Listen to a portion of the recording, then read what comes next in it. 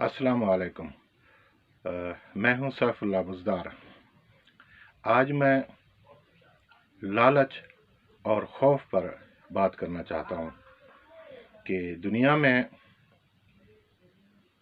इन्हीं की वजह से बहुत सारे मसाइल भी हैं, बहुत सारे तबकात खौफ और लालच में मुब्तला हैं और कुछ खौफ और लालच दिला रहे हैं अपने मफादात के लिए, जिसकी वजह से लोगों की जिंदगियों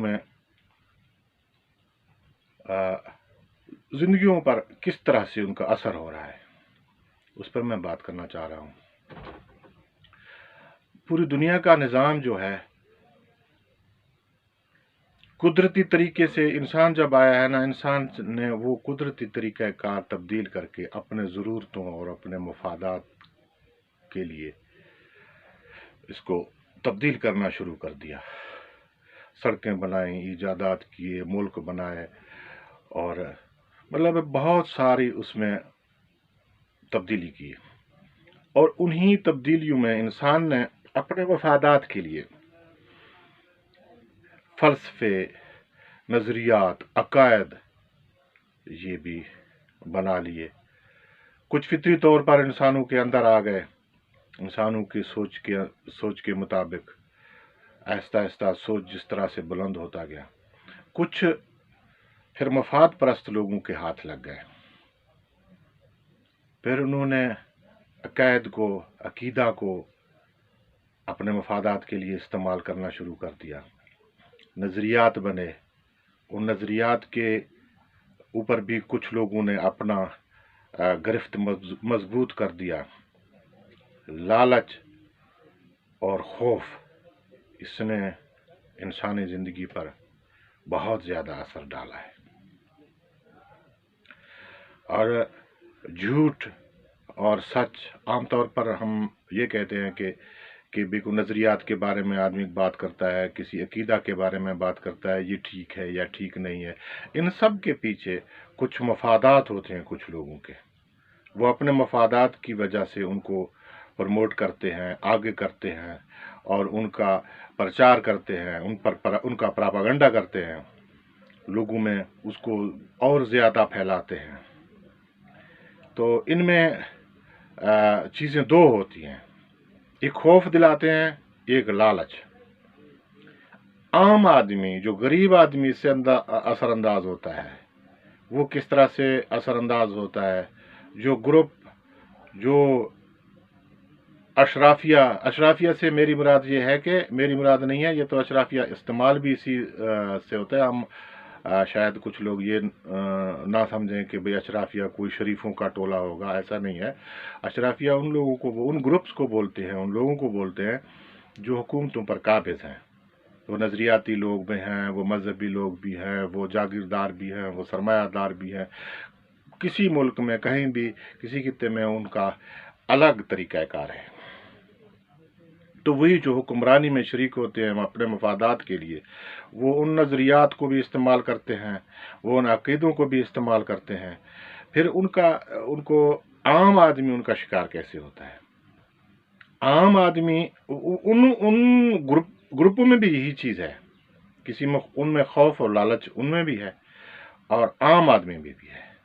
अगर आम आदमी खौफ और लालच से निकल जाए तो फिर उनकी चुंगल से भी निकल सकता है। मिसाल के तौर पर कि मैं तो ये कहता रहता हूँ कि परिंदों के लिए पिंजरे बनाए जाते हैं, इंसान अपने लिए पिंजरे खुद बनाता है, उसमें खुद कैद हो जाता है। वो कैसे?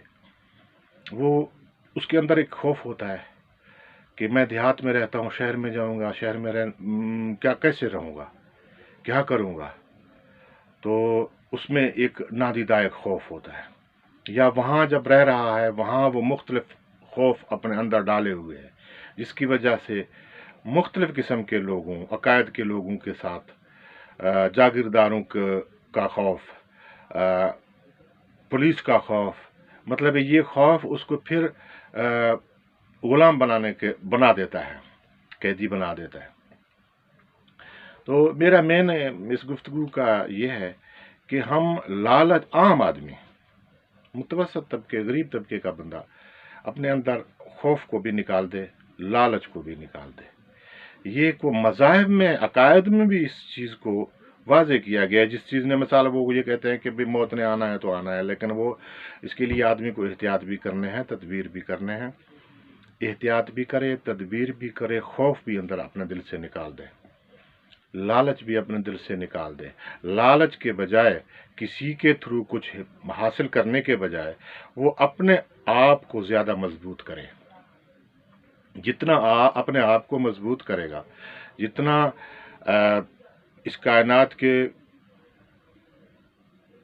ضروریات کو پہچانے گا، ان کے مسائل کو پہچانے گا، ان پر اچھا عمل کرنے کی کوشش کرے گا، اتنا ہی کامیاب ہو جائے گا.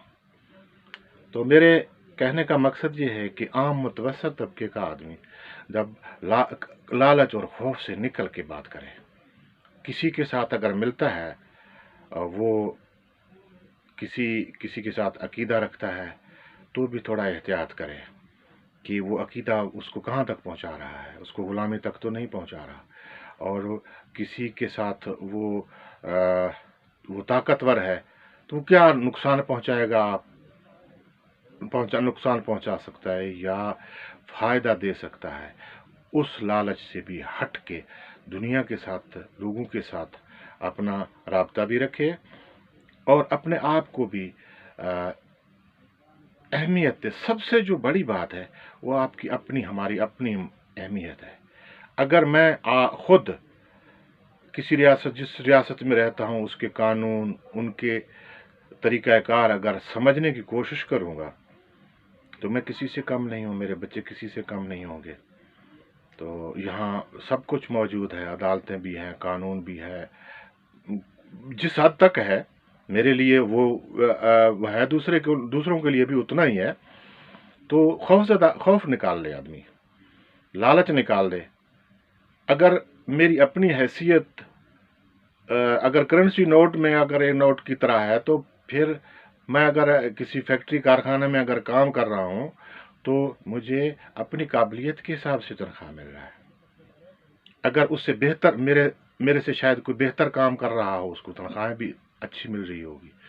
تو اس کا مطلب یہ ہرگز نہیں ہے کہ میں کسی فرد سے زیادہ منسلک رہوں تو میں کچھ اور بن جاؤں گا. ایسا ہرگز نہیں ہے. وہ جو کچھ میرے اندر قابلیت ہے، میں اسی کے حساب سے رہوں گا.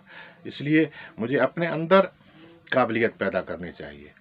لوگوں کے ساتھ، عام متوسط طبقے کو، میرے تمام اس بات چیت کا مقصد یہ ہے کہ ہم لوگ قیدی بن رہے ہیں ایک نادیدہ خوف کی وجہ سے. یار یہ میرے مشکل میں کام آئے گا، وہ نہیں آئے گا بھائی. وہ مشکل آنا ہی نہیں ہے جس کو آپ کو خوف ہے. اسی طریقے سے لالچ آپ کو کوئی بھی دوسرا کچھ بھی نہیں دلا سکتا.